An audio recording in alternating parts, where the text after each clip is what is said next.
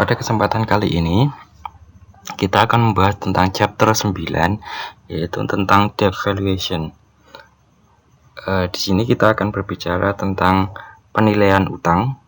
Jadi kalau teman-teman pernah ingat ya, pada pertemuan pertama bahwa definisi dari manajemen keuangan itu adalah bagaimana kita mengevaluasi investasi-investasi dan kemudian menemukan cara pembiayaan yang tepat untuk mendanai investasi tersebut. Nah, untuk membiayai investasi yang akan kita lakukan ada dua cara umumnya, yaitu dengan melakukan pinjaman atau dengan menerbitkan utang atau ekuitas. Nah, di sini kita akan membahas tentang pembiayaan dengan melakukan pinjaman tadi. Utang atau pinjaman pada dasarnya dapat dipisahkan atau dikategorikan menjadi dua, yaitu pinjaman yang dilakukan secara private gitu ya, ke salah satu pihak atau institusi keuangan, dan satu lagi pinjaman yang dilakukan secara publik, artinya dilakukan ke masyarakat atau publik secara luas. Nah, nanti kita pertama-tama akan membahas tentang pinjaman yang dilakukan ke satu institusi keuangan saja. Dalam hal ini disebut dengan private debt atau private loan. Di sana nanti kita akan belajar tentang private placement. Jadi apa itu private placement, terus kemudian apa keuntungan dan kerugiannya di dalam melakukan private placement ini. Kemudian kita juga akan nanti belajar tentang jenis-jenis dari private debt tadi, apa saja apabila dikategorikan berdasarkan penggunaannya, dan juga sekuritisasinya. Jadi apakah nanti utangnya tersebut dengan kolateral atau jaminan atau tanpa kolateral, tanpa jaminan. Nah, selanjutnya karena private loan ini sifatnya nanti mayoritas umumnya itu tingkat bunga yang dikenakan adalah floating atau bergerak, tidak fix gitu ya. Jadi kita nanti akan belajar tentang bagaimana cara menghitung floating interest rate.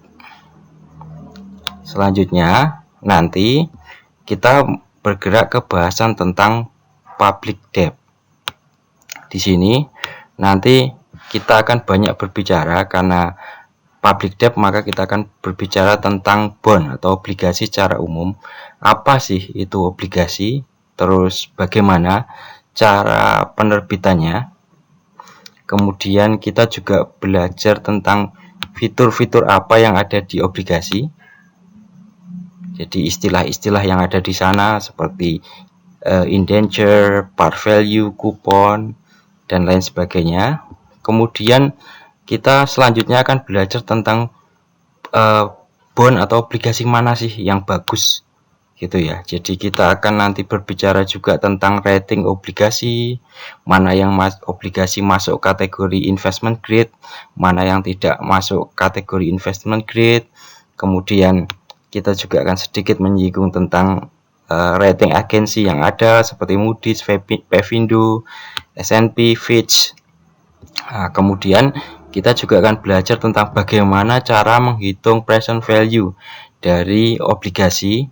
Kemudian YTM, yield to maturity, atau kalau pada anuitas itu sebenarnya kita kenal dengan I atau interest rate.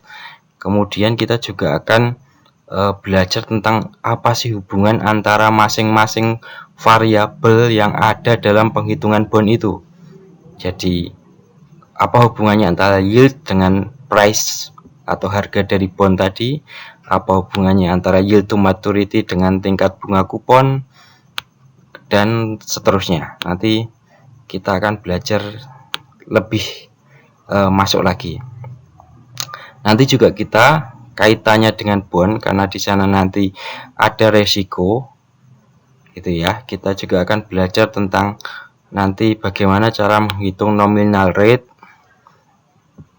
Kemudian kita juga akan belajar tentang apa itu real rate, Dan yang terakhir kita juga akan nanti menyinggung tentang jenis-jenis obligasi atau bond dari berbagai jenis gitu ya.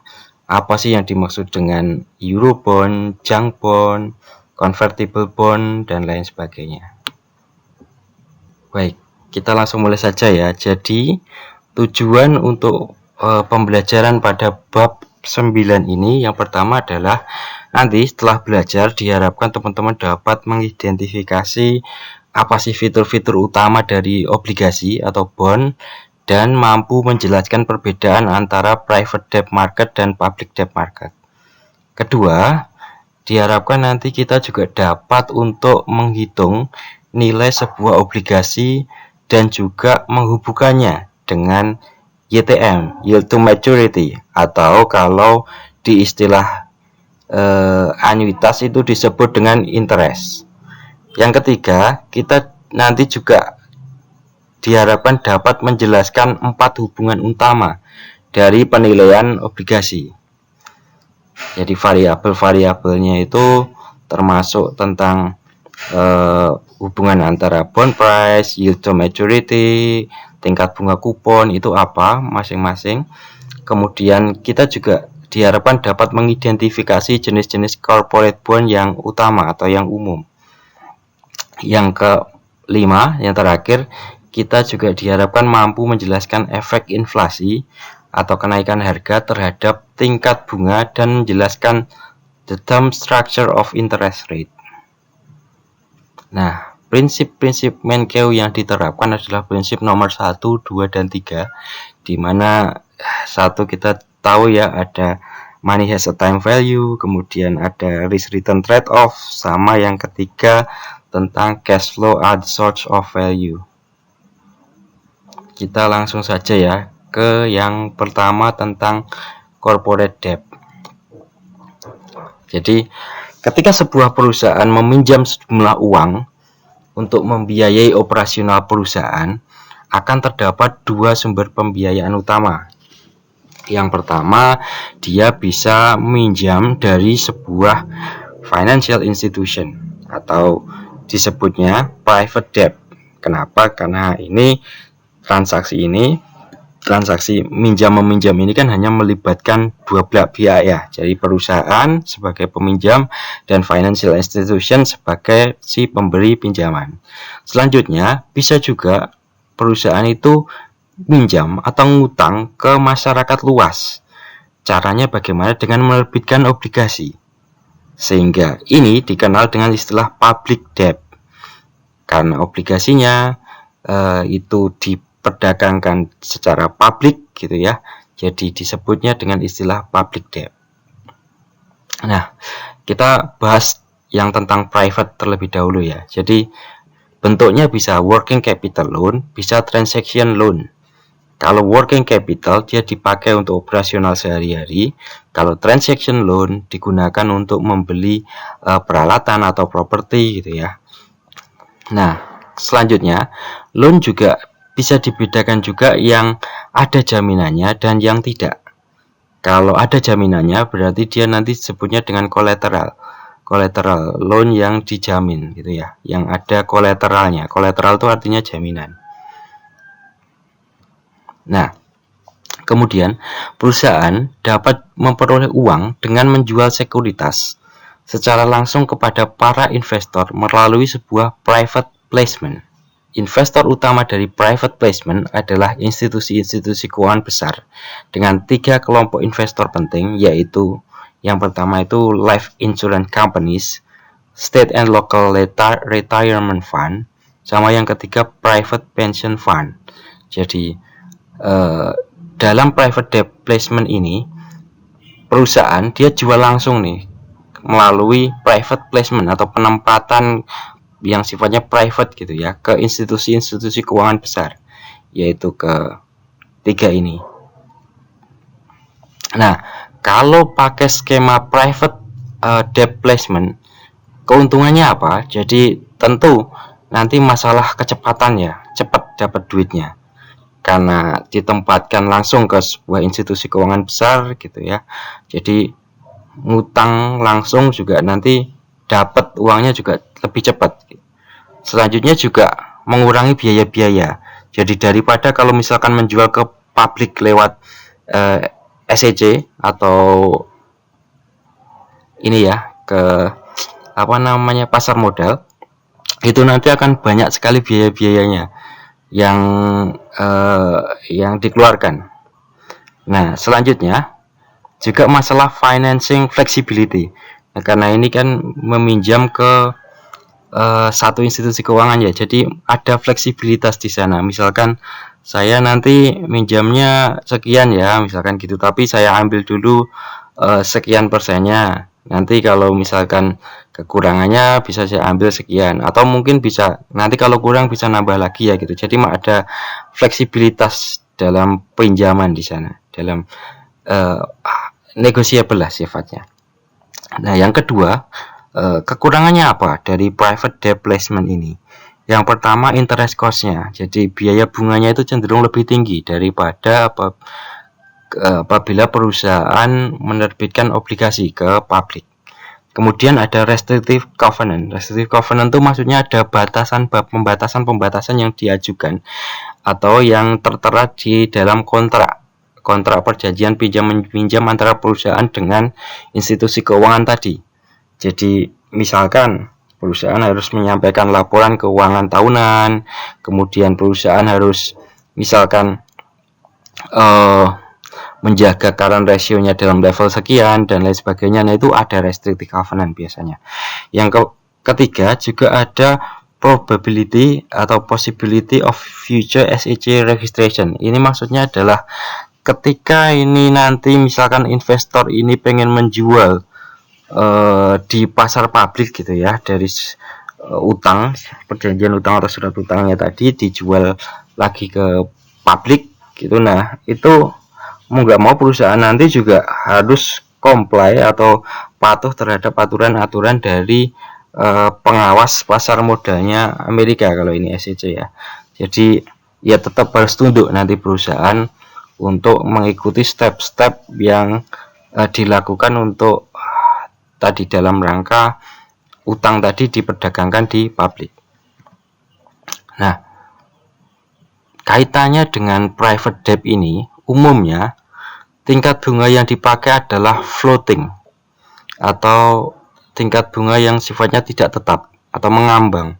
Jadi pinjaman-pinjaman yang dibuat dalam private financial market umumnya berbentuk floating rate loan, yang berarti tiap bulan atau tiap kuartalan tingkat bunga yang dikenakan oleh pemberi pinjaman akan dilakukan penyesuaian tergantung pada pergerakan dari sebuah tingkat bunga benchmark yang disepakati. Jadi tingkat bunganya itu tidak tetap, tapi dia bisa bergerak atau mengambang. Nah, benchmark yang umumnya dipakai, yang paling populer itu adalah LIBOR atau London Interbank Offered Rate, LIBOR. Nah, LIBOR ini merupakan tingkat bunga harian yang didasarkan pada besarnya interest rate yang ditawarkan oleh bank-bank kepada para peminjam di dalam London Wholesale atau Interbank Market. Nah, ini contoh penghitungan floating rate ya.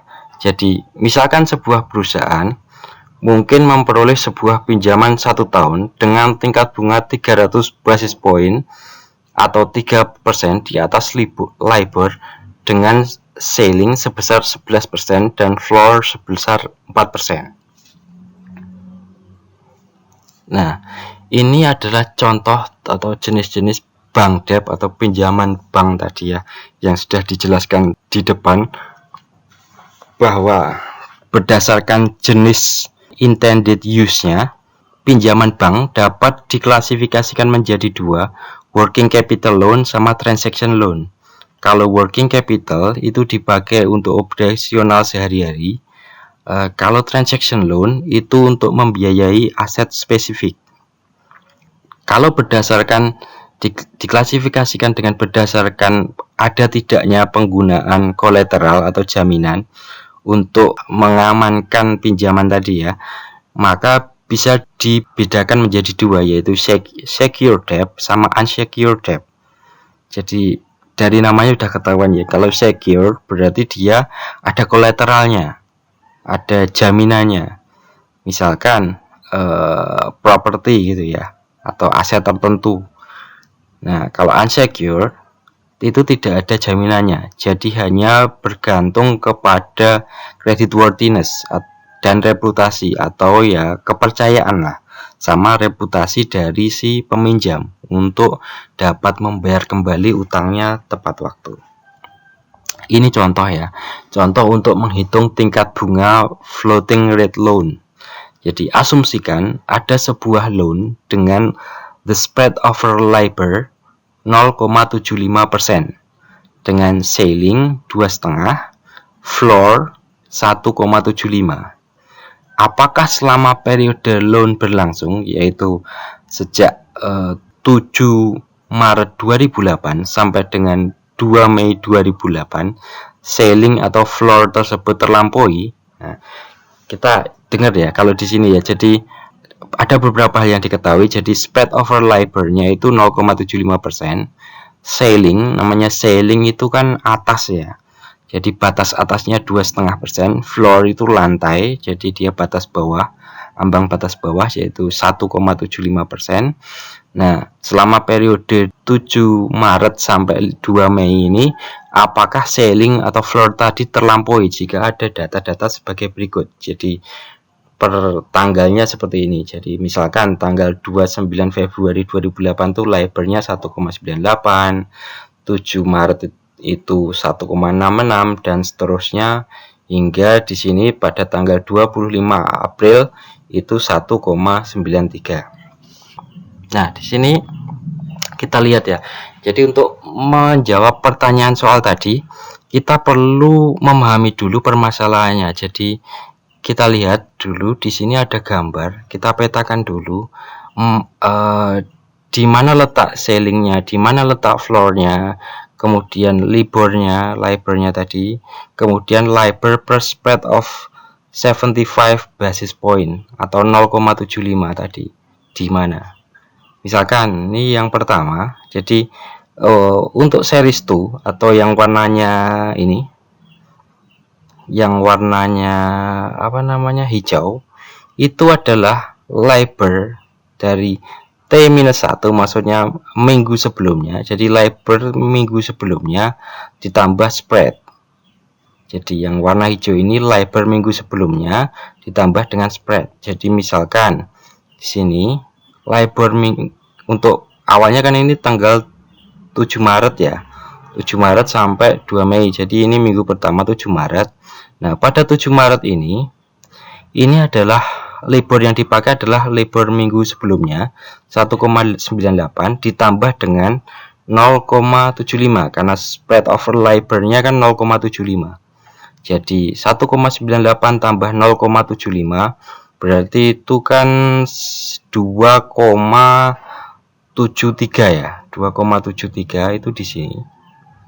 Selanjutnya untuk minggu kedua, ini yang series 2 yang warnanya hijau ini, ngitungnya adalah LIBOR atau LIBOR minggu sebelumnya 1,66 ditambah 0,75 ketemu 1,42. Di sini 2,42 maaf, 2,42 ya, 2,42 ketemu di sini. Minggu ketiga ini kan yang dipakai LIBOR dari minggu sebelumnya. Minggu ketiga di sini 1,52. Jadi 1,52 ditambah dengan 0,75 berarti 2,27. Di sini dia. Minggu keempat yang dipakai ini kan minggu keempat. Minggu keempat yang dipakai ini minggu sebelumnya 1,35 ditambah 0,75 ketemu 2,1 ya, 2,1. Jadi dia di sini 2,1. Kalau untuk seri 1 LIBOR-nya ya minggu pertama, minggu kedua, minggu ketiga tinggal sama ini ya. Minggu pertama, minggu kedua, minggu ketiga gitu kan. Tinggal digambar di sini grafiknya. Nah, nanti ceiling itu batas atas 2,5 di sini. Floornya 1,75 di sini. Jadi kelihatan di sini ya, yang melewati batas gitu ya. Spread over LIBOR-nya tadi yang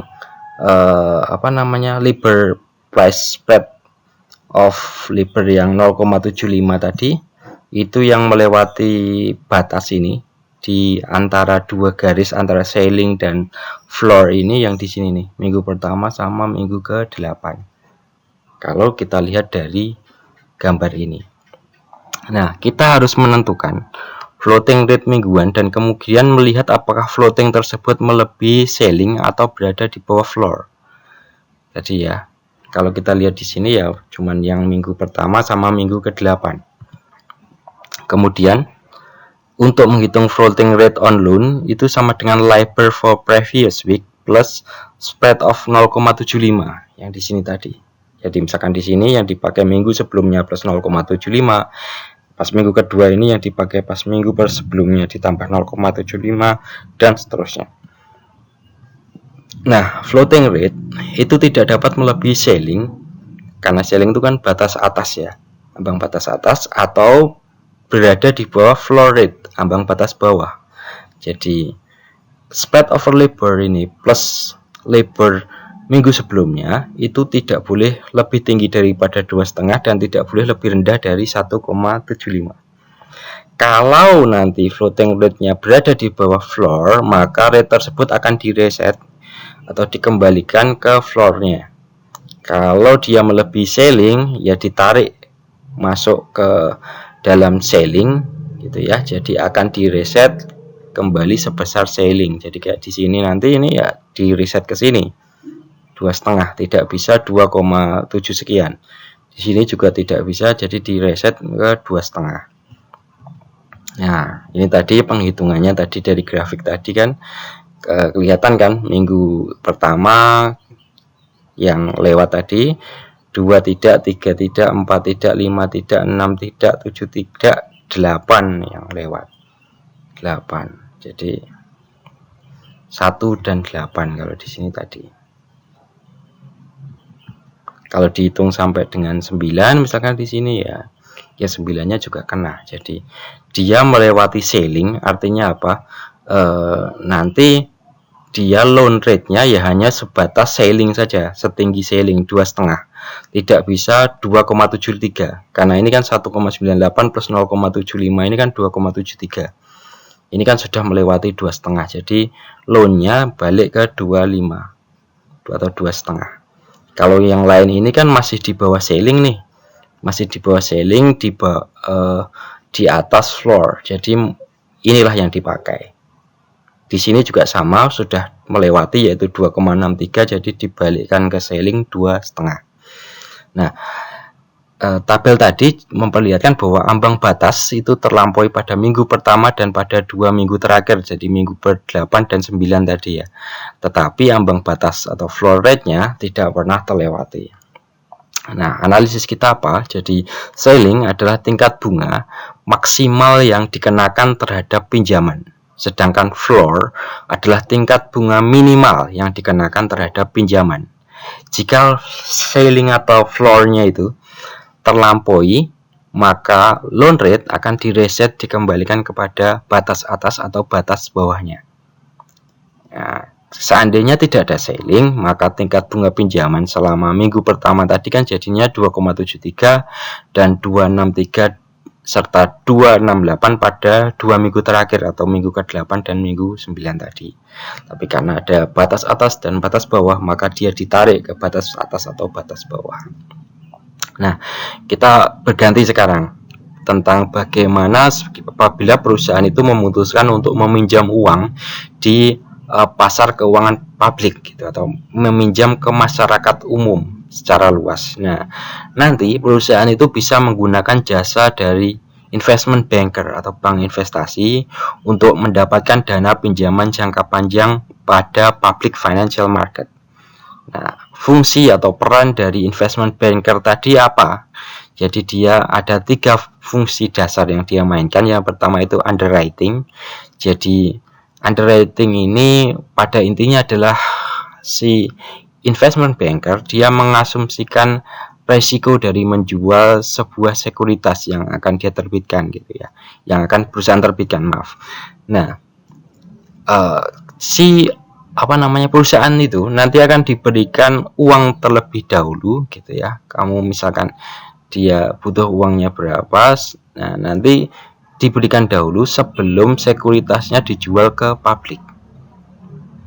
Nah, fungsi yang kedua, nanti investment banker ini akan melakukan distributing atau mendistribusikan, atau dalam artian menjual sekuritasnya ke ultimate investor gitu ya, kepada investor-investor kunci, atau termasuk nanti juga menjual ke semuanya, semua investor.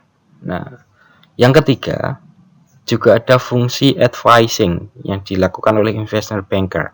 Jadi contoh dari fungsi advising ini misalkan dia ngasih saran atau masukan tentang sumber modalnya gitu ya. Terus kapan misalkan obligasi ini sebaiknya dilepasnya kapan atau diterbitkannya kapan. Dia juga berperan sebagai advisor gitu ya buat perusahaan. Nah, ketika kita bicara tentang utang atau pinjamannya dilakukan ke publik, maka kita mau nggak mau berbicara tentang bond atau obligasi atau utang jangka panjang seperti itu ya. Jadi corporate bond itu apa? Corporate bond itu adalah sebuah sekuritas utang yang diterbitkan oleh perusahaan yang menjanjikan adanya pembayaran di masa depan atau promise future payments, dan ada sebuah tanggal jatuh tempo atau maturity date. Jadi ketika sebuah perusahaan itu menerbitkan obligasi atau obligasi perusahaan, maka nanti itu pada dasarnya adalah surat pernyataan gitu ya, bahwa si perusahaan ini akan membayarkan adanya promise future payment atau membayarkan sejumlah uang di masa depan gitu ya, dalam bentuk bunga tentunya, dan nilai pokok obligasi ketika jatuh tempo, dan nanti ada ketahuan nih kapan tanggal jatuh temponya. Nah, apabila perusahaan gagal untuk membuat pembayaran atau gagal untuk melaksanakan pembayaran dari bunga serta pembayaran pokok yang sudah dijanjikan, maka si pemegang bondnya atau si masyarakat luas selaku yang dipinjami oleh pihak perusahaan tadi dapat mengkategorikan perusahaan itu sebagai insolvent gitu ya, sebagai yang tidak sehat. Jadi dia bisa dipilotkan, bisa dibangkrutkan seperti itu. Nah, selanjutnya kita belajar tentang fitur-fitur dari obligasi, atau bisa juga di sini disebut dengan istilah-istilah yang lazim dipakai ketika kita mempelajari tentang obligasi. Saya kira beberapa istilah ini sudah pernah teman-teman pelajari di akuntansi keuangan menengah ya. Jadi apa itu bond indenture, klaim atas aset, par value gitu ya, kupon, tingkat bunga kupon, kemudian tanggal jatuh tempo, terus corporate vision and conversion feature gitu ya. Jadi apa sih masing-masing istilah itu? Yang pertama dari indenture. Indenture itu sebenarnya secara singkat adalah kontrak gitu ya, kontrak legal atau kesepakatan legal antara si penerbit obligasi atau yang minjem perusahaan tadi dengan si pemegang obligasi atau bondholder, atau bisa juga disebut dengan bond trustee tadi itu. Jadi kontraknya itu disebut dengan indenture. Kemudian apabila dalam ada kasus insolvensi atau kepalitan gitu ya, jadi klaim utang secara umum atau obligasi itu umumnya memiliki hak klaim atas aset terlebih dahulu dibandingkan dengan pemegang baik preferred stock maupun common stock. Nah, kemudian kita juga nanti akan dengar istilah par value. Apa sih par value? Jadi, par value atau face value itu adalah pokok yang harus dibayarkan kembali oleh bondholder pada tanggal jatuh tempo. Jadi, misalkan sebuah obligasi dengan par value 1000 US dollar, itu artinya pada saat jatuh tempo nanti perusahaan harus membayarkan 1000 dolar kepada pemegang obligasinya. Kemudian maturity and repayment of principal, jadi maturity itu tanggal jatuh tempo gitu ya. Kemudian tingkat bunga kupon itu adalah persentase dari par value gitu ya. Jadi berapa persenkah dari par value itu yang akan dibayarkan sebagai bunga kepada si pemegang obligasi. Kalau current yield, jadi current yield itu pada intinya adalah rasio dari annual interest payment terhadap bond market price-nya. Jadi current yield itu bisa dikatakan adalah pembayaran bunga tahunan dibagi dengan current market price-nya. Nah, call provision itu adalah sebuah fitur gitu ya yang memberikan fasilitas kepada pemegang obligasi hak-hak untuk memanggil kembali atau ibaratnya memensiunkan atau untuk menyelesaikan bondnya sebelum jatuh tempo. Jadi misalkan perusahaan sudah punya uang yang cukup untuk melunasi utang-utangnya, nah itu bisa pakai nih. Seandainya ada fitur call provision, maka bisa tuh obligasinya tidak perlu menunggu sampai jatuh tempo, tapi ditebus kembali oleh perusahaan. Kalau conversion feature itu adalah fitur yang memungkinkan si pemegang obligasi untuk mengubah bond atau obligasinya ke dalam serangkaian common stock. Jadi misalkan apabila ada conversion feature, jadi nanti obligasinya itu bisa dikonversi menjadi saham perusahaan. Nah, ketika tadi setelah kita berbicara tentang fitur-fitur apa saja yang ada di bond, nah kita juga perlu tahu tentang rating obligasi dan juga apa itu default risk. Jadi rating obligasi itu mengindikasikan default risk atau resiko default atau resiko kegagalan gitu ya. Jadi ya resiko atau probabilitas dari sebuah perusahaan dalam membayarkan bond promise payment. Jadi bond rating ini mengindikasikan adanya resiko kegagalan, ada nggak sih gitu ya, probabilitas sebuah perusahaan itu untuk gagal membayarkan bunga sama pokoknya ketika jatuh tempo. Nah, perusahaan-perusahaan yang memberikan kredit rating atau yang mengeluarkan bond rating itu disebut dengan rating agencies. Nah, rating agencies itu contohnya apa? Moody's, S&P, kemudian Pevindo, seperti itu ya. Jadi rating agencies ini ketika sebelum mereka menerbitkan rating obligasi sebuah perusahaan, maka mereka melihat dulu nih laporan keuangan perusahaannya seperti apa, financing mix-nya seperti apa, profitabilitasnya seperti apa, kemudian riwayat misalkan profit di masa lalu dari perusahaan itu seperti apa. Nah, pada akhirnya mereka akan membuat kesimpulan, membuat penilaian terhadap kualitas manajemen perusahaan. Jadi penilaian mereka nanti diwujudkan dalam bentuk rating gitu ya. Jadi obligasi perusahaan ini masuk kategori rating yang mana? Misalkan rating yang paling tinggi, rendah, atau sedang.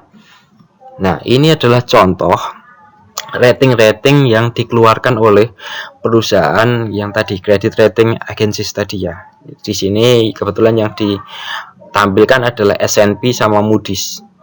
Jadi di S&P itu kalau sebuah obligasi itu dikategorikan masuk dalam AAA, itu maka dia termasuk sebuah obligasi yang ini nih, punya kualitas yang tinggi. Jadi ada kemampuan membayar kembali bunga dan pokoknya tadi sangat kuat dari perusahaan ini. Jadi AAA. atau ini triple A, tapi kalau Moody's E2 yang di belakang tuh pakai kecil ya. Nah, kalau medium itu triple B di sini atau BAA1. Kalau menurut Moody's ini pada intinya adalah kualitasnya itu medium lower dari perusahaan itu untuk membayar tadi bunga beserta dengan pokoknya.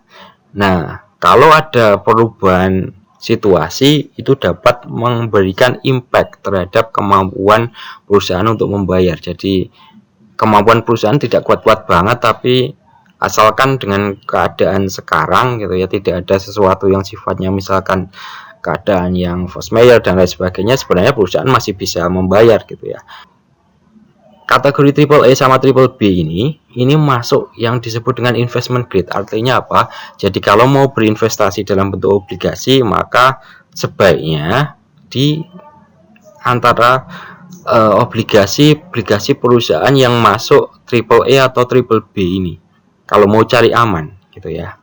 Nah, kalau ini double B atau BB atau BA ini sampai bahkan yang D atau C ini itu masuk dalam kategori non investment grade. Artinya apa? Jadi dia masuk grade yang bukan untuk investasi sebenarnya. Jadi di sini nanti udah sifatnya spekulatif sekali. Karena kenapa? Karena resiko untuk defaultnya itu sangat besar di sini. Nah, tentu untuk menentukan credit rating di sini S&P sama Moody's tidak sembarangan ya. Tapi dia juga di sini tadi melihat laporan keuangannya seperti apa, financing mix-nya seperti apa, profitabilitasnya seperti apa. Nah, jadi dari di sini kalau mau kita misalkan mau membeli sebuah obligasi sebuah perusahaan, ada baiknya juga kita lihat dulu ya. Jadi dia credit ratingnya itu masuk yang mana. Jangan-jangan nanti dia masuk di sini nih, triple C atau ini ya, CAA seperti itu. Nah, itu sangat beresiko sekali. Nah, selanjutnya kita akan belajar tentang bagaimana cara menilai corporate debt.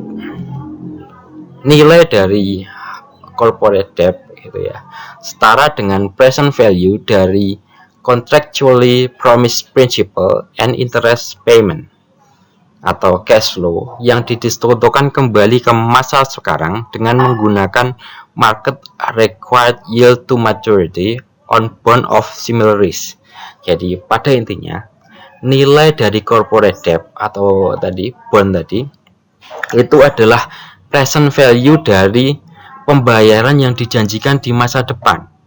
Ya, tentu pembayaran dijanjikan di masa depan ya pembayaran bunga yang rutin sama pembayaran pokok pada saat jatuh tempo. Jadi itu nanti dibikin timeline-nya, kemudian ditarik ke nilai sekarangnya berapa, tapi nanti yang dipakai I-nya itu adalah yield to maturity on bond of similar risk. Jadi I dari bond atau obligasi dengan tingkat resiko yang serupa. Jadi bukan tingkat kuponnya yang dipakai.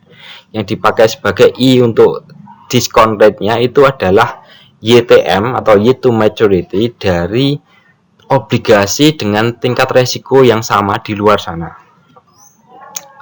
Nah, ini kita berbicara tentang bagaimana menilai obligasi ya.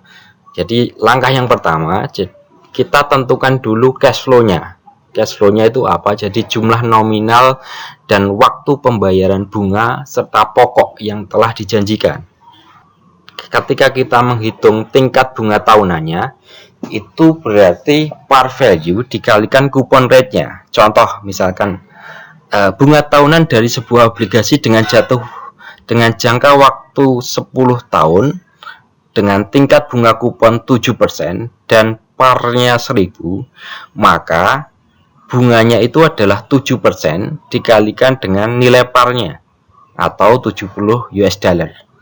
Artinya perusahaan ini dia dengan menerbitkan obligasi ini dia akan berjanji akan membayar 70 US dollar setiap tahunnya yang tadi bunga obligasinya, dan pada akhir tahun ke-10 dia akan membayar 1000 US dollar nilai pokoknya tadi. Nah, langkah keduanya, kita estimasikan tingkat diskonto yang tepat dari sebuah bond yang memiliki resiko yang serupa. Yang tadi saya sampaikan, I yang dipakai itu bukan I 7% di sini, bukan I kupon, tapi I dari bond dengan resiko yang sejenis, gitu ya. Jadi diskon rate-nya itu adalah return yang akan kita dapatkan dari obligasi jika kita memegangnya atau menahannya sampai dengan jatuh tempo dan semua pembayarannya itu bisa terlaksana sepenuhnya. Nah, kita dapat menganggap YTM sebagai diskon rate. Sebagaimana yang saya bilang tadi ya, YTM itu bisa kita anggap sebagai I yang membuat present value dari bond promise payment, dalam artian bunga dan pokoknya tadi sama dengan harga pasar obligasi. Jadi bond price atau present value sama dengan I dibagi 1 plus YTM pangkat 1 gitu ya. Terus yang kedua interest dibagi 1 plus YTM pangkat 2 gitu ya. Dan seterusnya, tinggal berapa kali pembayaran bunganya plus nanti pas akhir tahun ke N itu pembayaran pokoknya kita present value kan. Ini kalau kelihatan di sini ya, kayak nanti kalau teman-teman pahami kan di sini pembayaran bunganya ini kan sebenarnya pembayaran dari anuitas. Ingat ya, sebuah pembayaran yang dilakukan dengan jumlah yang sama dengan equidistant atau dengan jarak waktu yang sama, itu kan anuitas. Jadi bond price itu pada dasarnya adalah gabungan dari nilai anuitas dari bunga, present value of annuity dari bunganya, plus present value dari single cash flow pokoknya. Paham ya di sini ya, kalau lihat polanya di sini ya. Jadi yang untuk bunganya ini, pembayaran bunga rutinnya itu adalah anuitas, present value anuitas ditambah dengan present value dari single cash flow, karena ini terjadi cuma sekali. Nah, itu ketika dijumlahkan itu disebut dengan present value atau bond price-nya. Nah, langkah ketiganya untuk menghitung present value dari pembayaran bunga tadi seperti saya sampaikan, jadi present value dari bond coupon interest payment yang kita pakai nanti diskontonya pakai rumus anuitas, sama kita present value dari pokoknya kita pakai present value dari single cash flow. Ini contoh ya, kita contoh menghitung YTM, atau kalau di rumus anuitas kemarin kita menghitung I sebenarnya. Jadi hitunglah YTM atau Year to Maturity dari obligasi Ford, di mana bond price-nya 900 dengan pembayaran bunga tahunan 65 US dollar dan pembayaran pokok 1000 US dollar pada akhir tahun ke-11. Kita perhatikan ya di sini ya.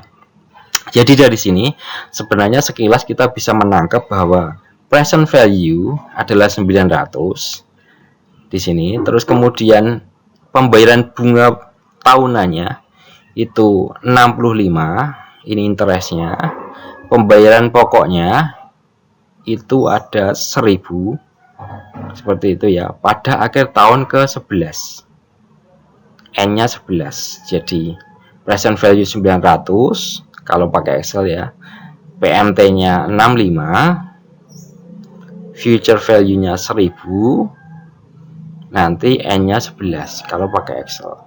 Nah, kita gambar dulu. Langkah pertama yang kita lakukan, nanti jangan lupa ketika menjawab soal-soal sejenis ini yang melibatkan cash flow gitu ya, digambar dulu timeline-nya. Jadi timeline-nya tadi kan bond price-nya minus 900 ya, artinya ini ada aliran uang keluar 900. Jadi ini dari sudut pandang si investor atau si pemegang bondnya ya. Jadi ada uang keluar 900, nanti kita akan dapat ini 65 US dollar sebagai pembayaran bunga rutinnya tiap tahun. Kemudian di akhir tahun ke-11 nanti kita dapat bunga plus pokoknya 1000. Nah, kita diminta untuk menghitung YTM atau I-nya. Nah, kita dapat menggunakan persamaan rumus yang ada untuk menghitung YTM tadi ya, yang sebelumnya sudah kita jelaskan. Jadi pada dasarnya YTM adalah tingkat bunga yang akan membuat present value dari future expected cash flow sama dengan current market price. Kita dapat juga menghitung YTM dengan menggunakan kalkulator keuangan dan Excel spreadsheet. Jadi tentu akan lebih mudah ketika kita menghitung I-nya itu pakai Excel atau kalkulator. Kalau pakai rumus matematika nanti tentu akan ada effort lebih ya. Kalau kita mau pakai rumus matematika, nanti kita pakai ini, rumus yang di atas ini tentunya, tetapi kita nanti akan melakukan interpolasi. Kenapa? Karena di sini susah ini untuk mencari YTM atau I-nya. Jadi nanti kita akan menggunakan metode interpolasi. Rumusnya apa kalau interpolasi? Jadi YTM atau nilai YTM yang dicari tadi itu sama dengan Y1. Jadi coba-coba nanti YTM pakai berapa dulu, misalkan berapa persen kita perkirakan YTM-nya itu berada antara 10 sampai 12 misalkan. Jadi di sini YTM-nya di sini 10% misalkan. Kemudian V1 ini value bond dari apabila pakai YTM 1. Kemudian minus V gitu ya, VN atau YTM dengan ini yang year to maturity bond price yang diketahui di soal dibagi dengan V1 minus V2, di mana V2 itu value bond dari penggunaan YTM 2 yang tadi, yang 12% tadi, terus dikurangi 12% minus 10%. Jadi ini pakai interpolasi itu pada intinya adalah metode yang seperti coba-coba tapi tidak coba-coba banget gitu ya. Jadi kita perkirakan antara sekian sampai sekian tingkat YTM-nya atau I-nya, tetapi kemudian kita interpolasikan gitu sehingga nanti dapat mengerucut nilai sebenarnya itu berapa. Jadi misalkan 10 kita perkirakan ada di antara 10 sampai 12%, nanti ketemunya di misalkan 11,1% misalkan. Nanti di soal saja akan lebih mudah ya untuk penjelasannya. Nah, kita lihat tadi ya, sangat sulit atau tidak efisien menghitung YTM dengan menggunakan persamaan tadi ya. Apabila tidak dibantu interpolasi itu akan sangat sulit. Lebih baik menggunakan financial calculator atau Excel spreadsheet. Tapi kita perlu tahu metode interpolasi ini karena kalau dalam ujian real kita tentu tidak bisa pakai Excel spreadsheet ya. Kalau dalam ujian yang dalam kondisi normal yang tidak perkuliahan jarak jauh gitu ya. Kalau pakai financial calculator gampang, tinggal masukkan angka nanti ketemu YTM-nya 7,89. Kalau pakai Excel spreadsheet seperti yang saya bilang tadi, rumusnya itu kan sebenarnya rumus mencari I kan. Kita ingat ya kemarin untuk mencari I itu sama dengan rate-nya ya, sama dengan rate buka kurung N periodnya, N pair-nya adalah 11 kan, tadi 11 tahun. Payment-nya itu 65 ya kan, tadi pembayaran bunganya itu kan 65. Present value-nya 900 minus 900, kita kasih tanda minus di sini. Kemudian future value-nya itu adalah nilai par pada saat jatuh tempo yaitu 1000. Nah, nanti ketemu 7,89. Bagaimana kalau kita coba pakai metode interpolasi? Tadi kan sudah kita petakan ya, kalau N-nya itu 11, bond price-nya itu 900, payment-nya 65, atau kalau kita ini kan, jadi tingkat bunga kuponnya itu pada intinya adalah 65 dibagi 1000 kan, ya kan, payment-nya 65, berarti kan tingkat bunga kuponnya itu 6,5%. Par value-nya itu 1000. Nah, yang pertama yang perlu kita amati di sini adalah gini. Jadi kita lihat di sini. Pertama, present value-nya ini dibandingkan dengan future value atau par value ini gedean yang mana? Kalau present value-nya itu lebih kecil daripada future value, maka bond ini dijual dengan diskon. Kalau diskon artinya apa? YTM itu lebih besar daripada tingkat bunga kupon. Analoginya gini, jadi kalau kita mau ngitung present value itu kan future value diskontokan dengan I ya.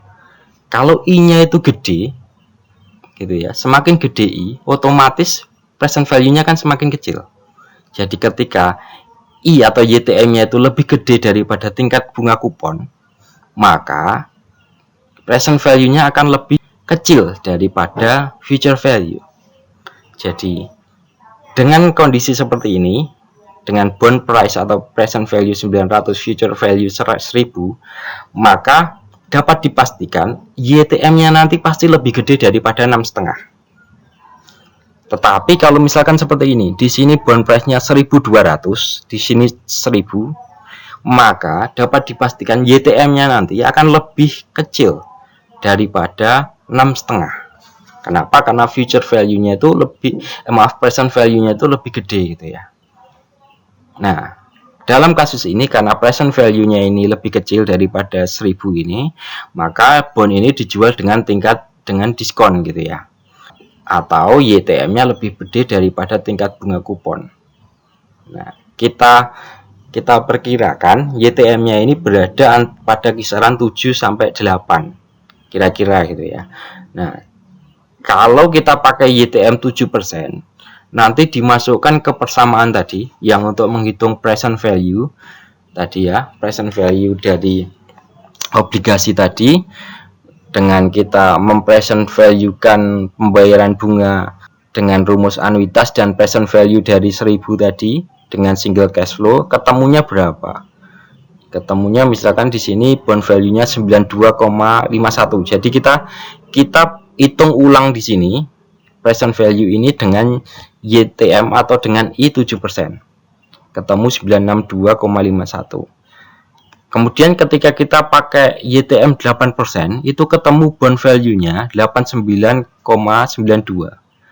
Nah, berarti kan ini kan berapa tadi? Bond price-nya itu kan 900. Berarti dia berada di antara 7% sampai 8%.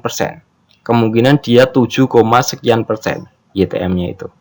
Kita masukkan ke rumus interpolasi. Jadi YTMN sama dengan Y1 plus V1 minus VN dibagi V1 minus V2 dikalikan Y2 minus Y1. Jadi Y1 kita ketahui kan tadi YTM coba-coba yang satu tadi di sini 7% ditambah dengan value 1 ini hasil penghitungan dengan 7% ini 92,51, kemudian dikurangi VN itu yang normal ini tadi yang 900 tadi yang awalnya, dibagi dengan V1 minus V2. V1 ini 962,51, V2 itu hasil coba-coba yang kedua 892,92 dikalikan Y2 minus 1, Y2-nya itu 8%, Y1-nya atau YTM1-nya itu 7%. Nanti ketika kita masukkan akan ketemu YTM-nya itu 7,9%.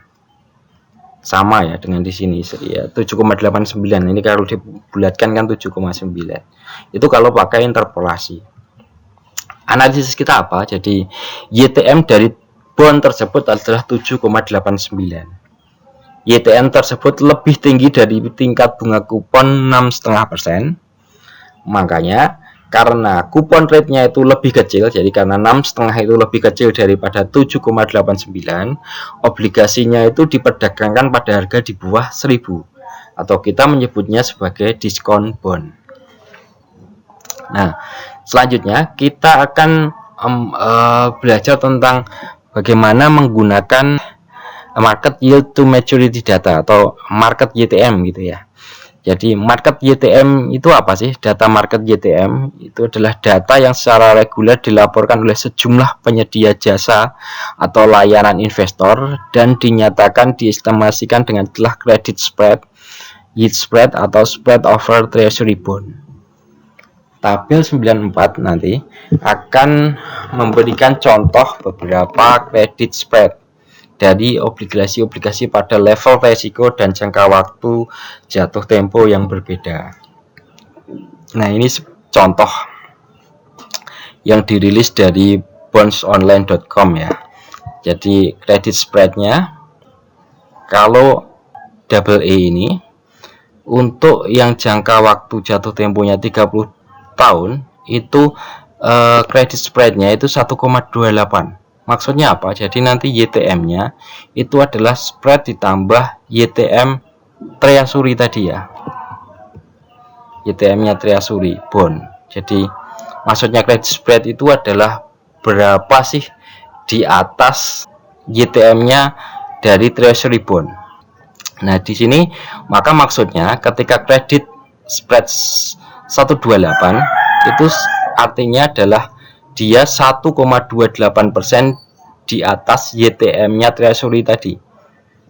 Jadi 1,28% plus 2,76 atau 4,04. Jadi YTM dari bond double A dengan jangka waktu jatuh tempo 30 tahun itu adalah 4,04%. Bagaimana dengan BB Plus dengan jangka waktu yang sama? Maka YTM-nya itu adalah 4,33 plus 2,76 yaitu 7,09. Di sini kita lihat ya, semakin jatuh atau semakin turun ratingnya yang mengindikasikan bahwa bond tersebut semakin beresiko, maka nanti spread over treasury-nya atau credit spread-nya itu akan semakin tinggi. Kenapa? Karena sebagaimana kita belajar ya, semakin tinggi resiko maka kita tidak akan mengambil resiko tersebut kecuali ada kemungkinan kompensasi return yang akan kita dapatkan. Jadi semakin besar resikonya dan semakin panjang waktunya, maka umumnya YTM dari bond tersebut semakin tinggi. Nah, credit spread atau yield spread tadi itu merepresentasikan jumlah basis point, di mana 100 basis point itu sama dengan 1%. Yield dari sebuah corporate bond di atas US Treasury Security yang memiliki jangka waktu jatuh tempo yang sama dengan corporate bond tadi. Misal, jika sebuah bond, corporate bond BA1 atau BB Plus dengan jatuh tempo, jangka waktu jatuh tempo 30 tahun memiliki spread 433 basis point di atas US Treasury bond jangka waktu 30 tahun, itu artinya bond tersebut seharusnya mendapatkan yield 4,33% di atas 2,76 atau 7,09%. Jadi 433 basis point di sini ini maksudnya sebenarnya adalah 4,33% di atas US Treasury bond dengan jangka waktu yang sama, dalam hal ini 2,76. Jadi 2,76 plus 433 atau 7,09% seharusnya. Nah, penghitungan YTM tadi mengasumsikan bahwa bond memiliki performa sesuai dengan indenture, sesuai dengan kontraknya gitu ya. Artinya apa ya? Bond itu berjalan sesuai harapan. Perusahaan bisa bayar bunganya, bisa melunasi pokoknya ketika jatuh tempo gitu ya. Nah, ketika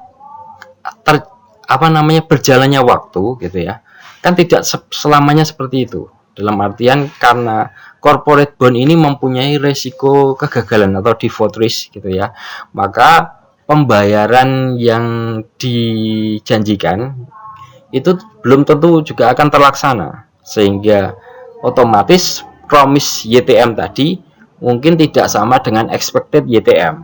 Jadi di sini ini bisa dibilang adalah promise gitu ya, yang dijanjikan, YTM yang dijanjikan.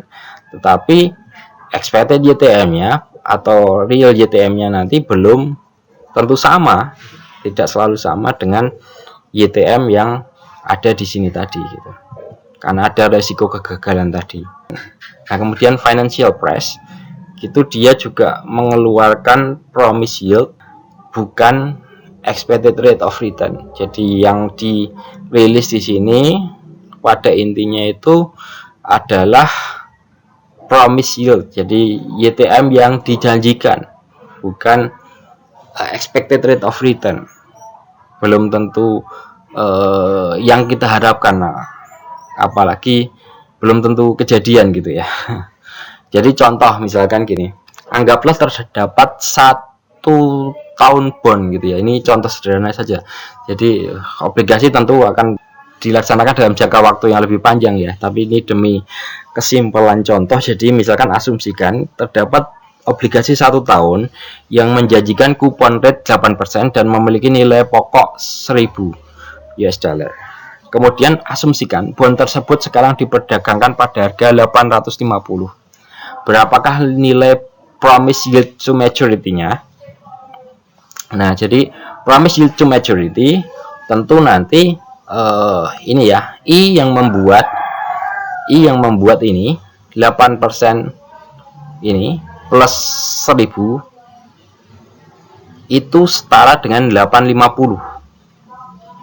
Jadi I yang kita gunakan untuk mempresent value kan 1080 ya, 1080 menjadi 850, atau bisa pakai rumus ini juga sama nanti, jadi 27,06%. Jadi promise YTM-nya itu adalah 27,06%. Nah, yield atau promise yield tadi, promise YTM tadi yang besarnya 27,06% tadi diasumsikan pada asumsi bahwa tidak ada resiko kegagalan. Artinya akan benar-benar kejadian nanti segitu dibayar. Jadi $80 pembayaran bunga itu benar-benar dibayarkan, dan $1000 ini benar-benar dibayar pada akhir tahun.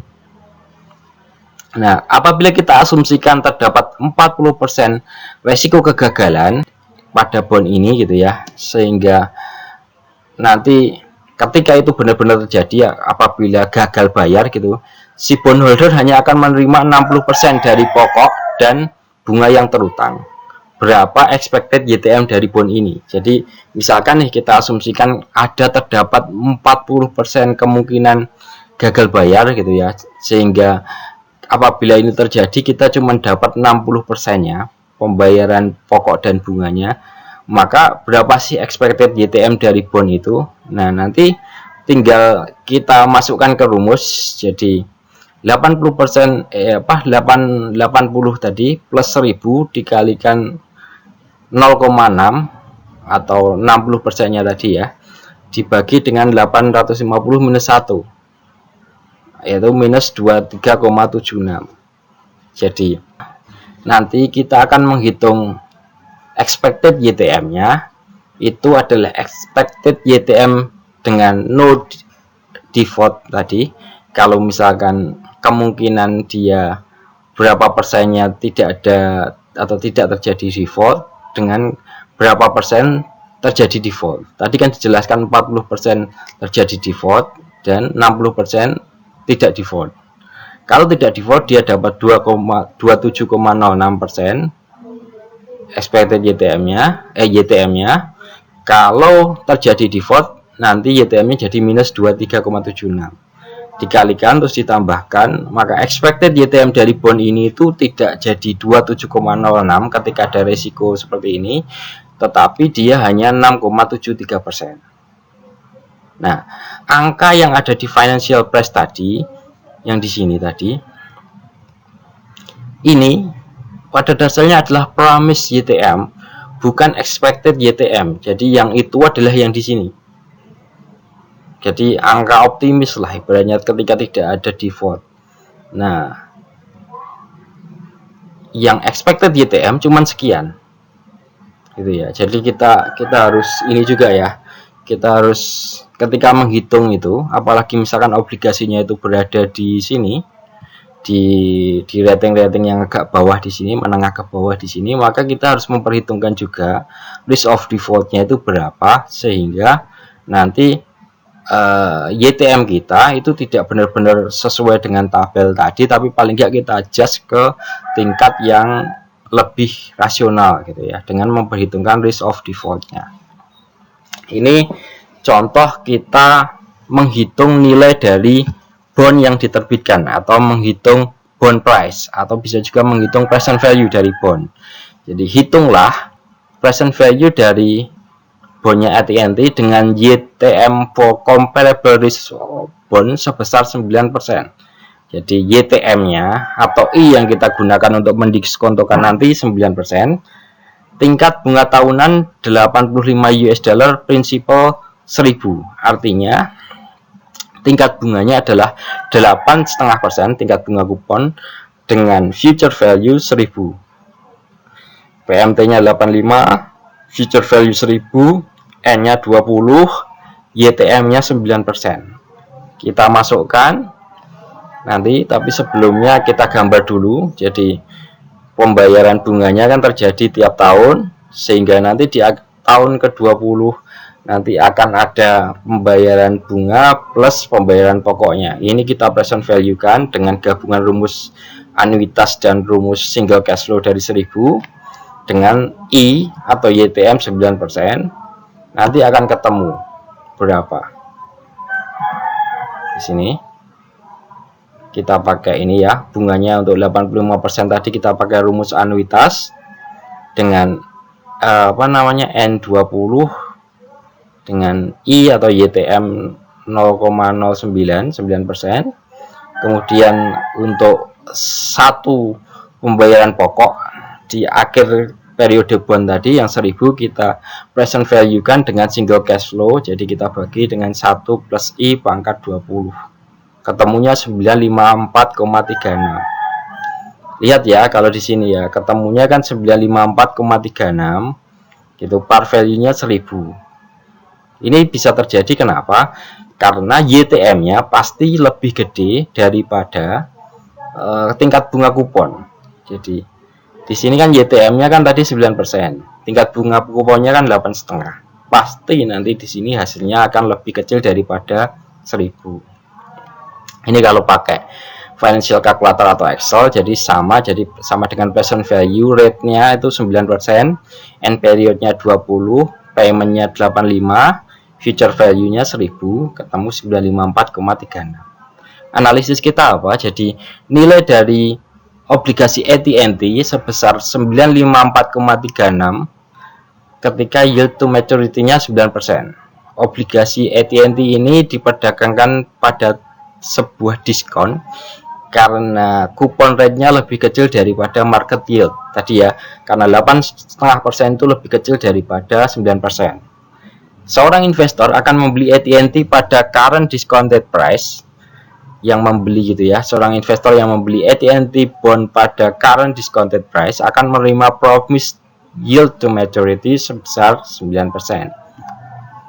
Nah, seringkali pembayaran bond itu umumnya dia dibayarnya itu secara semi-annual, semesteran, tidak tahunan.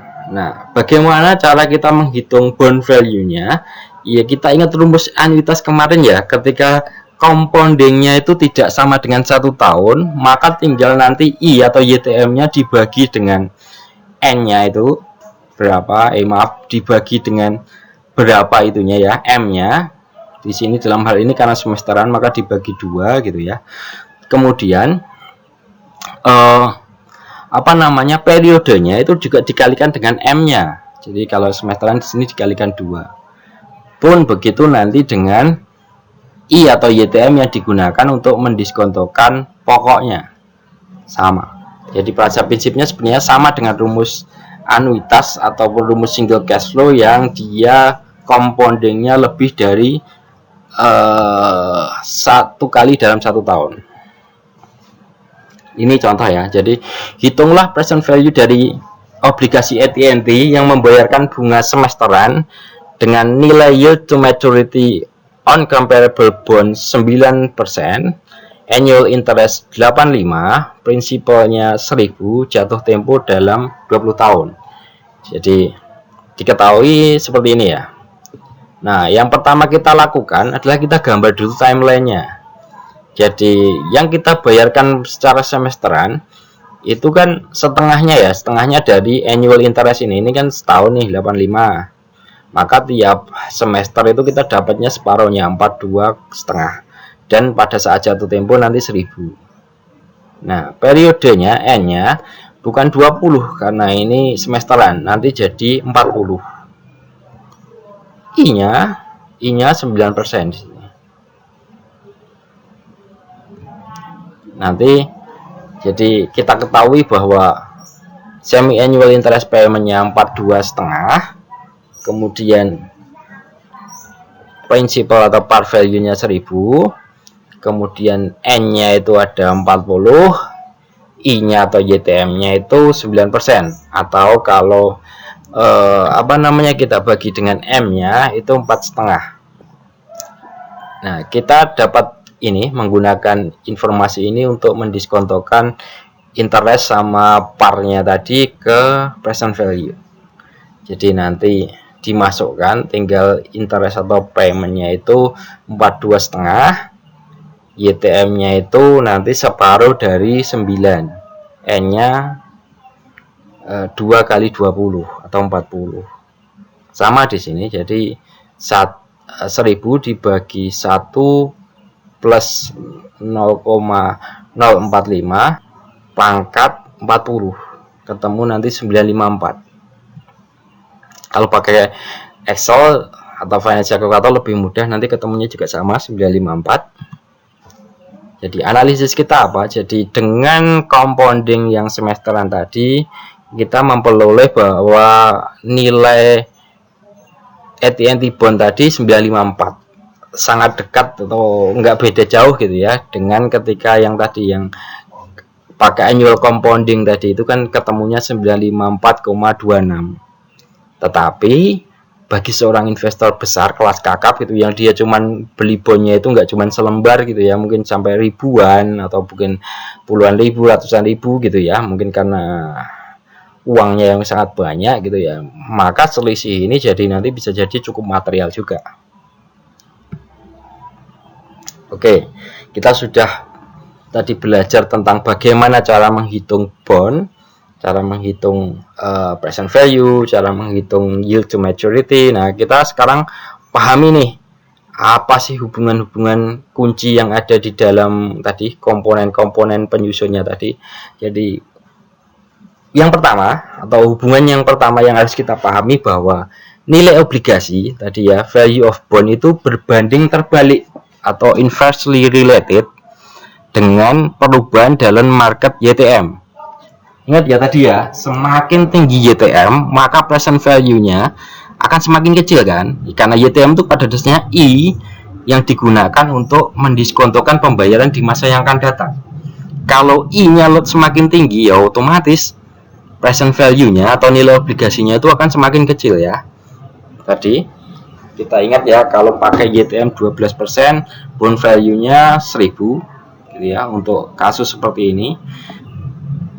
Tapi ketika I-nya atau YTM-nya naik 15%, artinya diskon rate-nya semakin tinggi, ya pasti present value-nya akan semakin turun jadi 899. Jadi semakin tinggi YTM atau semakin tinggi I, otomatis present value-nya akan semakin rendah. Begitu pula sebaliknya, kalau semakin rendah YTM, maka nilai present value-nya akan semakin tinggi. Ini hubungannya. Jadi kalau required rate of return-nya semakin tinggi, maka present value-nya atau market value-nya akan semakin rendah.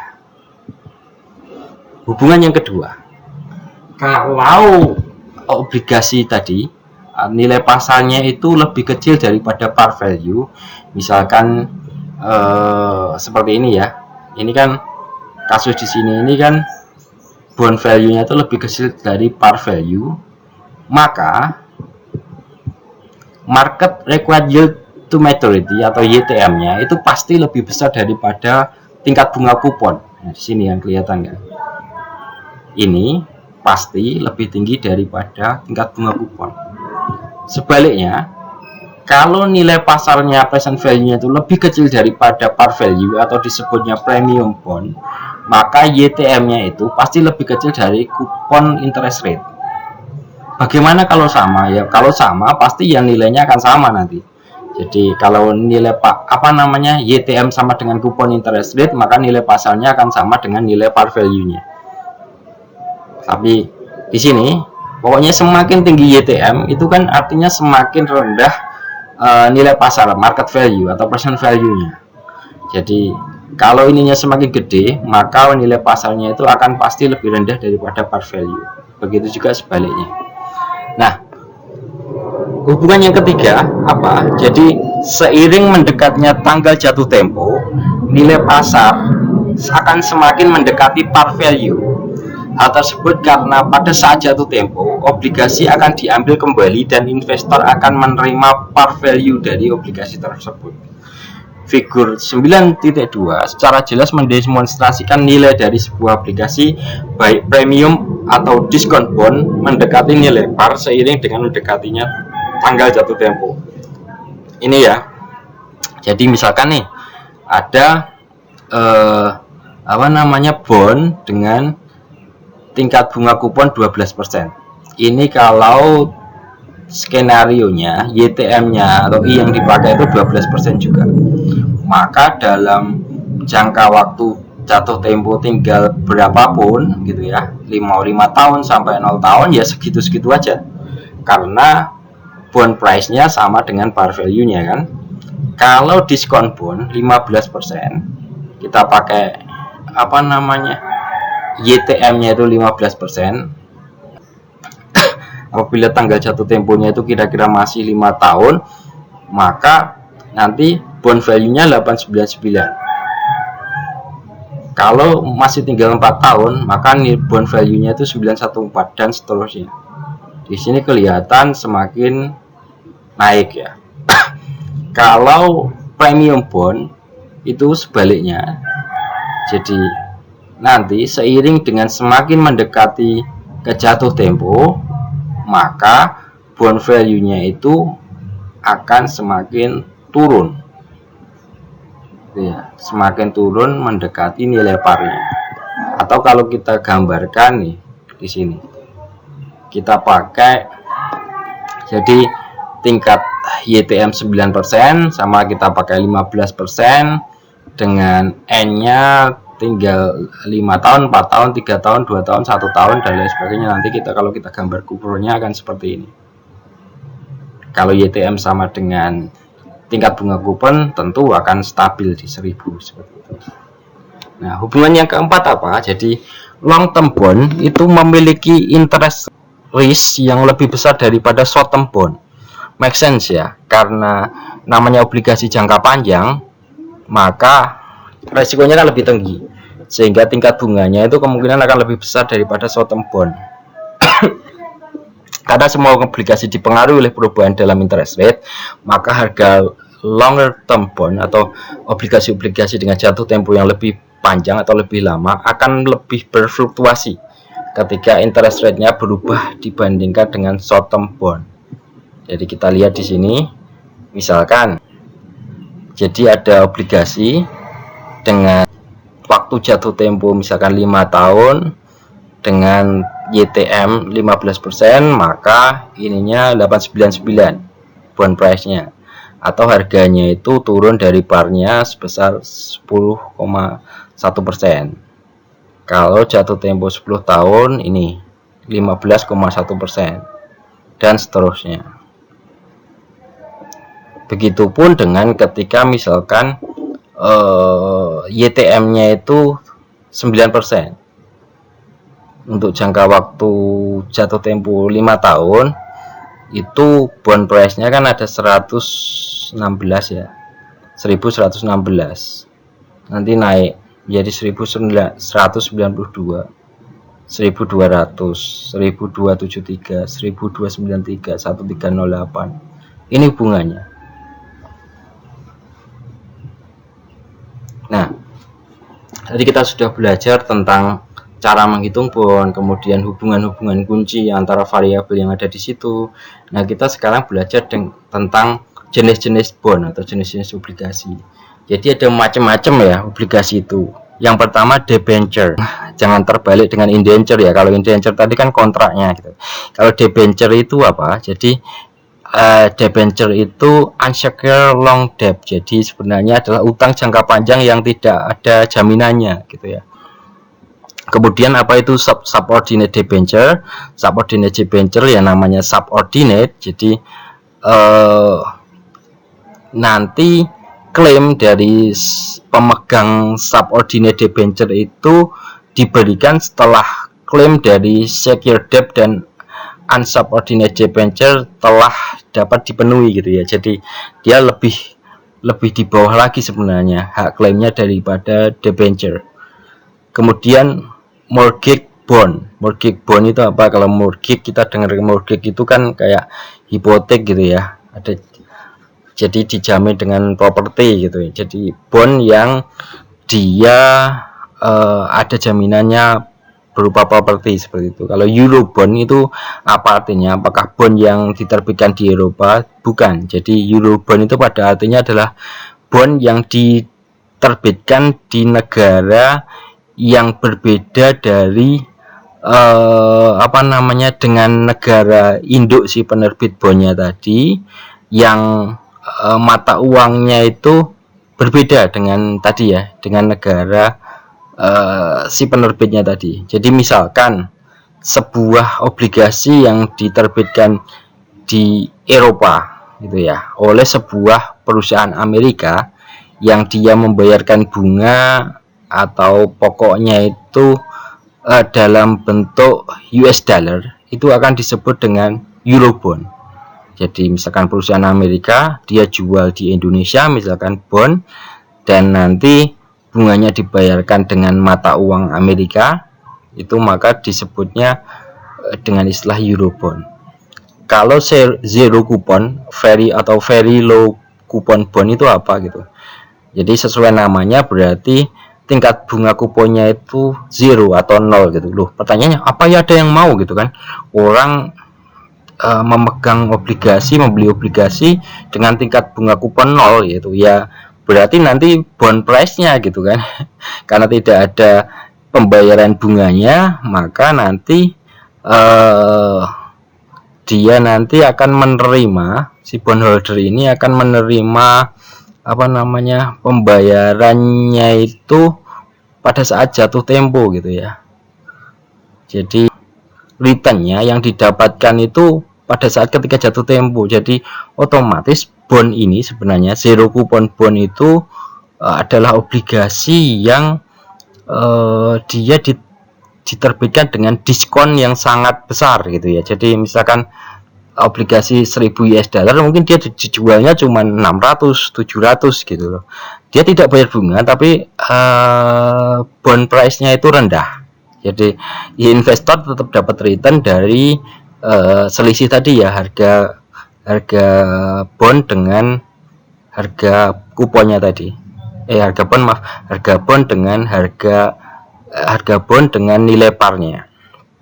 Kalau junk bond seperti namanya, jadi obligasi yang sampah gitu ya, atau high yield bond gitu. Jadi ini adalah pada dasarnya obligasi dengan tingkat resiko tinggi. Jadi bond-bond atau obligasi yang berada pada non investment grade gitu ya, yang tidak di bawahnya triple B tadi ya, kalau kita ingat. Jadi obligasi-obligasi dengan resiko yang tinggi lah istilahnya gitu ya. Kenapa disebut high yield ya, karena kalau kita berinvestasi di situ, yieldnya, promise yieldnya itu sangat tinggi sekali gitu. Kemudian floating rate bond itu pada intinya adalah obligasi yang tingkat bunganya itu floating gitu ya, yang tidak tetap, dia tingkat bunganya itu fluktuatif tingkat bunganya itu. Jadi misalkan gitu ya, dia di setting bahwa sekian persen di atas inflasi gitu. Nah nanti tingkat bunga kuponnya itu per pembayarannya itu akan berfluktuasi sesuai dengan inflasi yang terjadi saat itu. Nah kalau convertible bond sesuai namanya, jadi dia obligasi yang bisa dikonversi menjadi saham perusahaan. Kita lanjut ke determinan dari tingkat bunga atau faktor-faktor penentu dari tingkat bunga. Nah, sebagaimana kita udah lihat sebelumnya gitu ya. Jadi bond price itu berbanding terbalik dengan interest rate. Gitu ya. Jadi bond price atau present value itu kan berbanding terbalik dengan YTM ya. Nah, untuk itu agar dapat memahami bagaimana bond price itu berfluktuasi, kita perlu mengetahui apa yang menjadi penentu dari interest rate atau YTM tadi.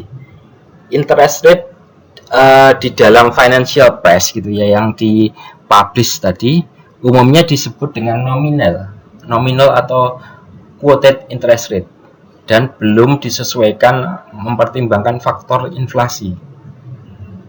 Ya, jadi kemudian untuk real rate of interest, maka kita perlu menyesuaikannya dengan dampak inflasi gitu ya. Jadi misalkan misalkan data yang dirilis tadi ada yield sekitar misalkan berapa tadi, misalkan 9% gitu ya. Nah, real rate of interest-nya itu belum tentu 9%. Kenapa? Karena harus dikurangi dengan inflasi dulu. Harus kita sesuaikan dengan inflasi dulu. Jadi hubungan antara nominal interest rate, anticipated inflation sama real rate of interest itu dikenal dengan Fisher effect. Jadi 1 plus R nominal itu sama dengan 1 plus R real dikalikan 1 plus R inflation. Jadi tingkat bunga realnya itu pasti akan lebih rendah daripada tingkat nominal ketika ada inflasi.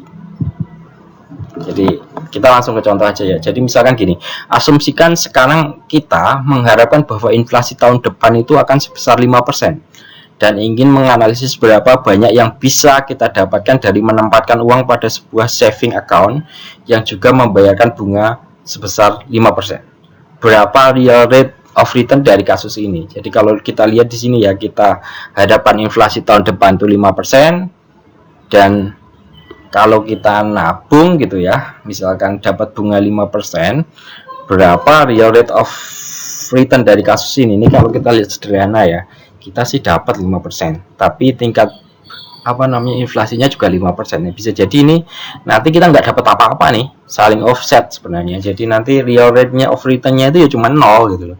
Kenapa? Karena uang kita berkembang 5%-nya, tetapi harga-harga barang juga naik 5%-nya. Tapi kita lihat ya. Jadi mari kita asumsikan harga barang jasa per unitnya itu hari ini sebesar 1 US dollar.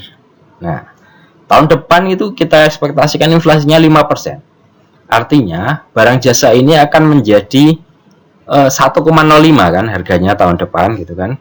Nah, jadi kalau misalkan kita nabung gitu ya, nabung 10.000 gitu, kita kan dapatnya 10.500. Nah, 10.500 yang kita dapatkan pada saving account pada akhir tahun depan itu hanya akan dapat membeli 1.000 unit juga.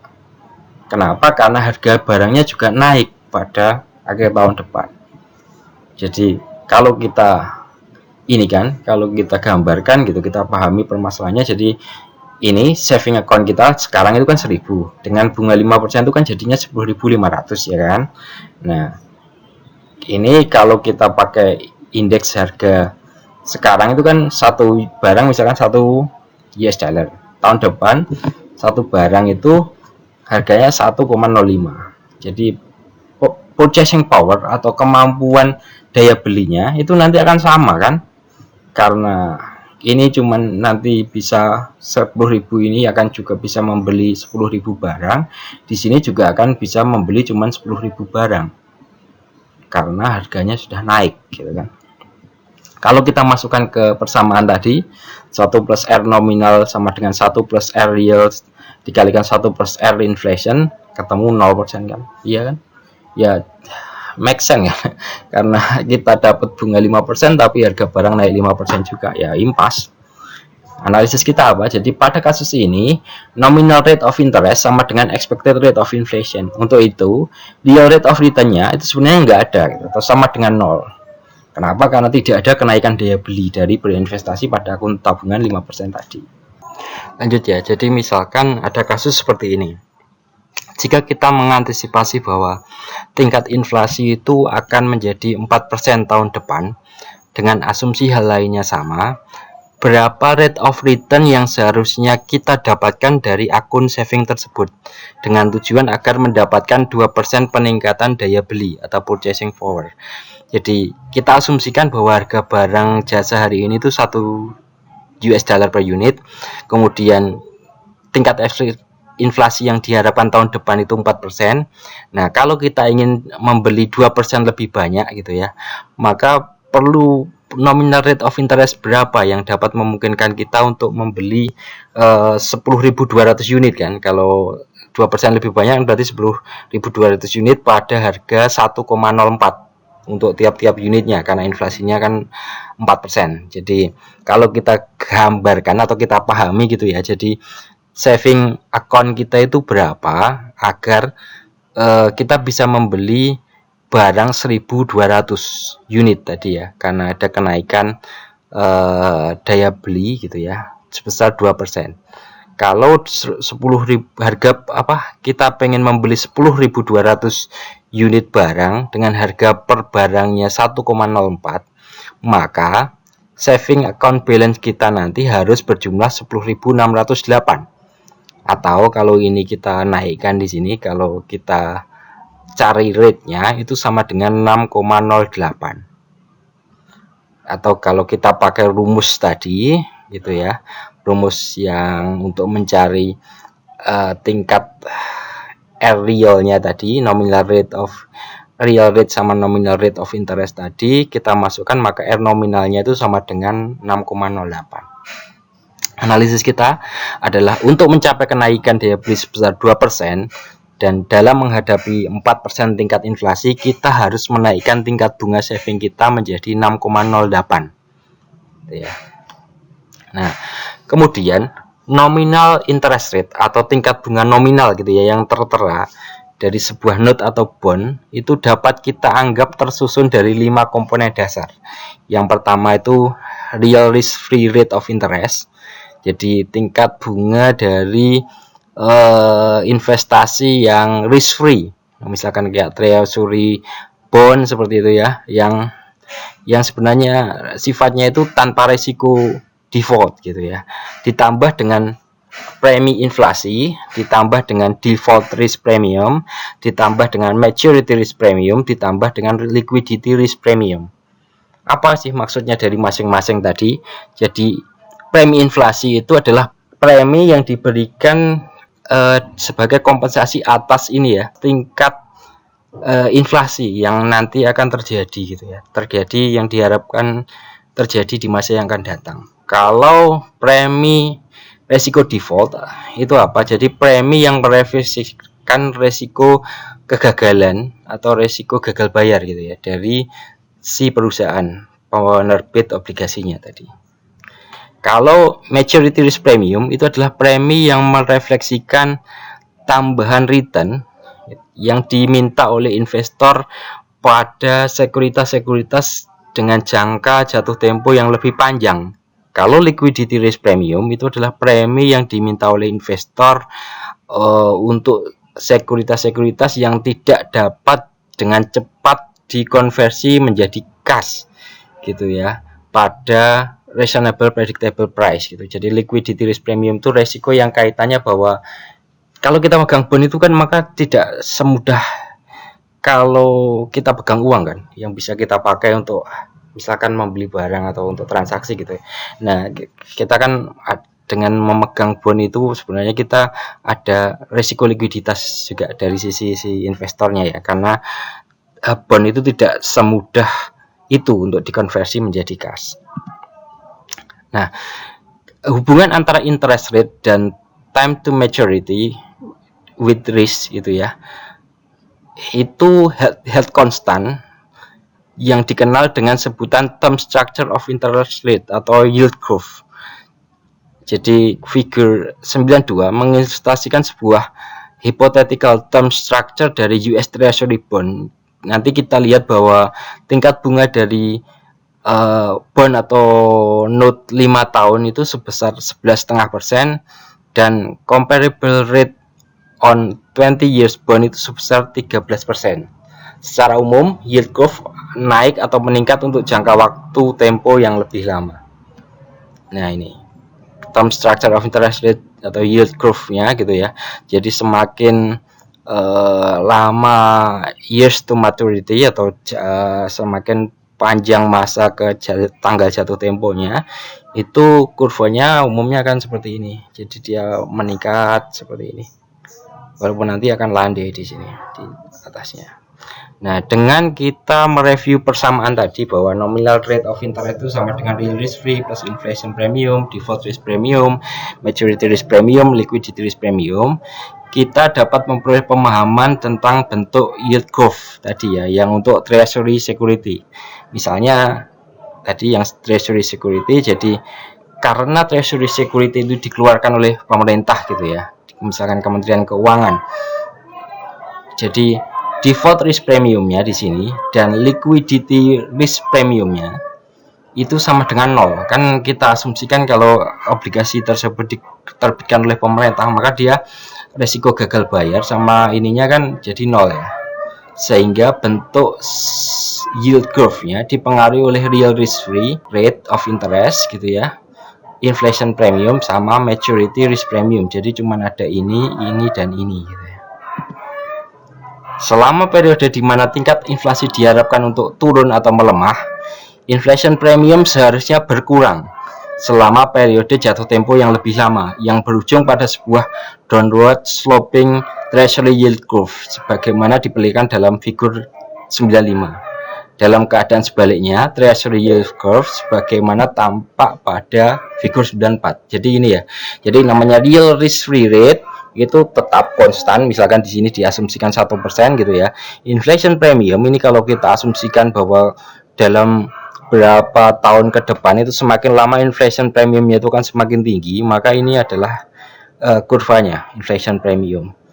Kemudian maturity risk premium itu juga dia lebih tinggi kan, akan lebih besar ketika tanggal jatuh temponya itu lebih lama. Jadi nanti yield curve-nya ini yang warna di atas ini, jadi penjumlahan dari ketiganya itu adalah yield curve-nya.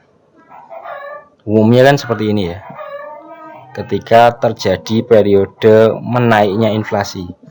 Tapi ketika periode inflasinya itu turun, maka kurvanya tentu akan sebaliknya seperti ini, akan sedikit ke bawah gini ya, karena inflation premiumnya itu dari waktu ke waktu di masa yang akan datang itu malah akan turun seperti itu. Tetapi tetap kalau maturity risk premium akan selalu lebih besar. Nah, perubahan dalam yield curve. Jadi yield curve itu berubah sepanjang waktu seiring dengan berubahnya ekspektasi dari masing-masing berubahnya ekspektasi atas masing-masing dari 4 faktor yang menyebabkan perubahan interest rate. Tadi ya, dari ada 4 faktor tadi kayak default risk, liquidity risk gitu kan. Terus ada 4 tadi, inflation premium, maturity risk premium gitu kan. Nah, itu sangat mempengaruhi gitu ya. Jadi 4 faktor tadi akan mempengaruhi perubahan interest rate gitu. Nah, figur 496 itu memperlihatkan yield curve sehari sebelum serangan 9/11 dan 2 minggu setelahnya. Jadi pada waktu itu para investor itu dia mengalihkan dananya ke US short term treasury securities demi alasan keamanan. Jadi ketika setelah terjadinya serangan 9/11 itu mereka rame-rame tuh dia taruh uangnya ke sekuritas investasi yang diterbitkan oleh pemerintah untuk jangka pendek.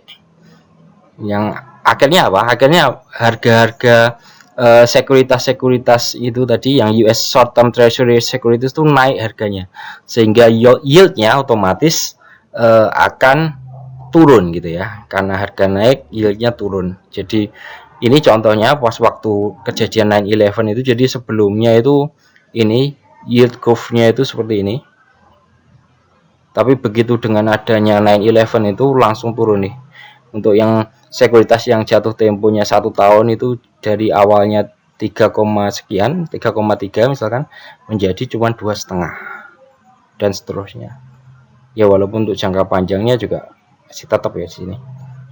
Jadi yield curve paling sering berbentuk upward sloping gitu ya, jadi upward ke arah ke atas gitu ya, tetapi bisa diasumsikan berbentuk lain seperti downward atau flat gitu ya. Figur 97 mengilustrasikan bentuk-bentuk lain dari yield curve pada waktu-waktu yang berbeda yang diamati dalam rentang waktu 13 bulan. Ini contoh-contoh saja ya. Jadi misalkan kayak ini pada periode ini 28 bulan 9 tahun 2001.